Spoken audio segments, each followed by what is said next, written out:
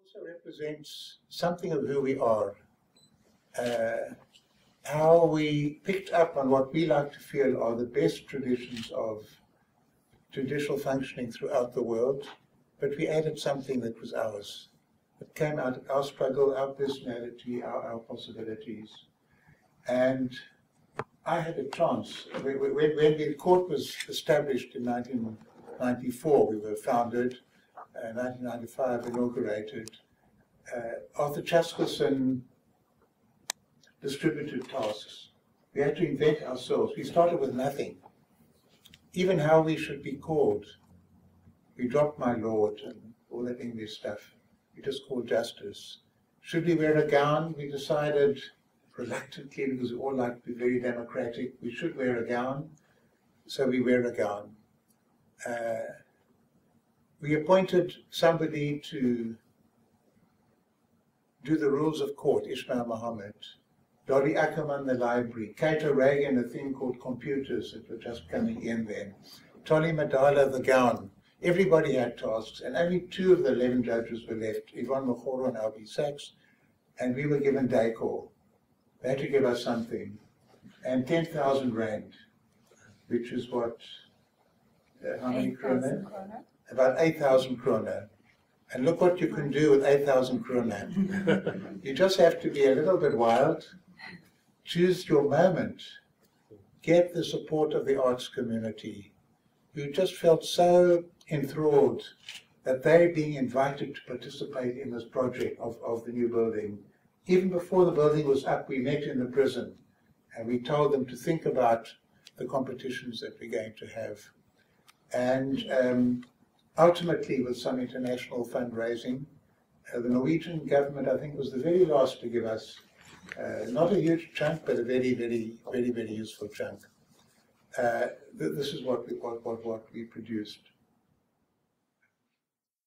I had a sabbatical in my 14th year of 15 years on the court. And I found it was such an extraordinary experience working on the court. And in many ways so different from what I'd been led to believe the life of a judge would be. And there were 2 theories about how judges work. The one is judges are totally disinterested, utterly detached, pure instruments of reason. And they get a factual situation, they apply the law to the situation, they reason their way through pure logic and come up with the answer. And that's almost like the judge as a machine. The alternative is judges are really very, very subjective human beings, and what they're really doing is applying their own personal opinions to situations that come before them, but they dress it all up in legal language.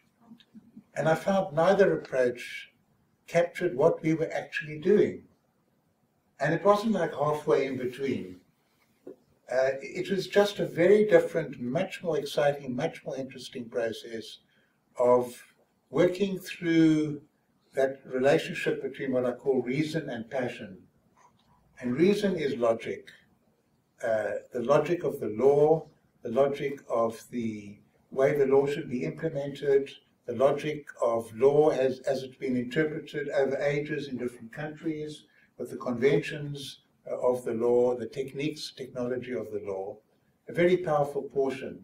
But if you only have technical logic and you don't have passion, compassion, the results can actually be awful, inhuman, and can actually end up violating the very spirit and objective and thrust of the Constitution and the values of the Constitution. On the other hand, if you simply have a wishy-washy, subjective, emotional, personal, idiosyncratic response, then it all depends on the number of responses amongst 11 judges, and there's no certainty, no predictability, no security, and human dignity is not sustained in that way. So there's a constant wrestling match going on between the two, and it always ends up in a draw. Reason doesn't conquer passion, compassion, humanity, a sense of what makes human beings human beings. But compassion doesn't conquer reason. The two end up in a kind of, sometimes it's a wrestling match, sometimes it's a dance. And that's actually how it works. So I'm in hospital and I had bad moments about 4 in the morning when the painkillers are worn off and I'm completely on my own and there are no nurses around and I would sing to myself, it's me, oh Lord, standing in the need of prayer. It's me, oh Lord, standing in the need of prayer. It's not my brother nor my sister, but it's me, oh Lord. You know, I just felt very alone for those moments. And interestingly, for the secular person, a Negro spiritual, is what gave me a sense of consolation. But then, in the daytime, bustling around, I'm feeling fantastic, I've survived, they tried to kill me, the day every freedom fighter is waiting for, came for me and I got through, and I'm feeling terrific, and I get a letter from a friend, Comrade Albie, don't worry, we will avenge you, signed Comrade Bobby. And I think, what does he mean? We're going to cut off the arms, we're going to blind people in one eye? What sort of country is that what we're fighting for? And I said, I heard that the person who had, one of the persons who'd put the bomb in my car had been caught in Mozambique. And I said, if he's caught, and if he's put on trial, and if the evidence is insufficient, and he's acquitted, that would be my soft vengeance. Because then we have the rule of law, which is much more powerful than sending one rascal to jail.